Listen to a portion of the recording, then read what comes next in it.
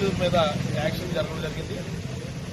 ఆ యాక్షన్ వల్ల ముగ్గురికి కాళ్ళు కూడా జరిగింది.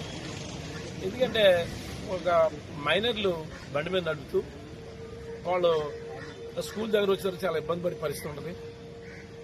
అక్కడ స్పీడ్ బ్రేక్లు ఏర్పాటు చేసి పోలీసు మా బందోబస్తు కూడా అంటే ప్రతిరోజు మార్నింగ్ ఈవినింగ్ టైంలో కొద్దిగా మార్నింగ్ అయితే కొద్దిగా లేట్ వచ్చి ఈవినింగ్ ఒకేసారి అందరిని వదులుతారు కాబట్టి పిల్లలు వెళ్తారు. కొద్దిగా ఈవినింగ్ కంపల్సరిగా వాళ్ళకి రక్షణ కల్పించాలని పోలీసు వారు కూడా అందరినీ ఆదేశిస్తున్నాం.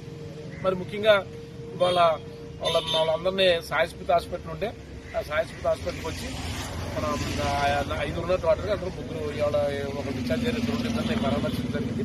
ఆ ఇంటికి వెళ్ళిన వాళ్ళు కూడా పరామర్శిస్తాను. ఏదైనా ఏం జరిగినా వాళ్ళందరినీ బాలికలు పాపం ఏం జరిగినప్పుడు ఒక అమ్మాయికి అయితే బాగా 2 ప్యాచ్ లేదు, అలా రాడ్ వేశారు. వాళ్ళ స్కూల్ 9th క్లాస్ చదువుతున్న అమ్మాయి, ఒక అమ్మాయి 7th క్లాస్ చదువుతున్న పరిస్థితి. వాళ్ళందరినీ ఎందుకంటే పోలీసులు ప్రత్యక్షంగా వాళ్ళని అక్కడ బందోబస్తు ఏర్పాటు చేసి ఈవినింగ్ టైంలో వాళ్ళని రక్షణ కల్పించాలని, అదేవిధంగా స్కూల్ వద్ద ఇక్కడే కాకుండా మెయిన్ స్కూల్ ఏ ఊర్లో ఉన్నప్పటికీ ఏ హై స్కూల్ ఉన్నా అక్కడ స్పీడ్ బ్రేకర్ కూడా ఇది మెయిన్ రోడ్ ఏం కాదు కాబట్టి ఏర్పాటు చేసి హై స్కూల్